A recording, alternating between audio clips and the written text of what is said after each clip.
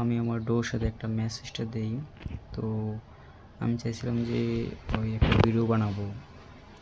তারপরে কথা হচ্ছে পরবর্তী মেসেজটা দিয়ে পরে ওর জন্য আমি মানে নেট মানে নেট চলে গেছে এরকম একটা প্র্যাঙ্ক করলাম, কিন্তু সে প্র্যাঙ্ক বুঝে নাই।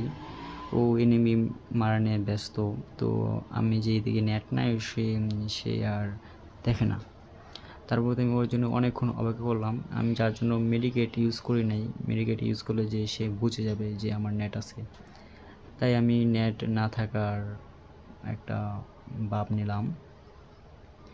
কিন্তু সে এনিমি মেরে চলে যায়। আমি ভাবছি সে আসবে, আমার পাশে থাকবে, বা আমি নেট আসা আগ পর্যন্ত একটু অপেক্ষা করবে, কিন্তু আমার আশেপাশে সে আসলো না। পরবর্তী আমার অনেক মন খারাপ হলো, আমি একটা আফসোস লাগলো।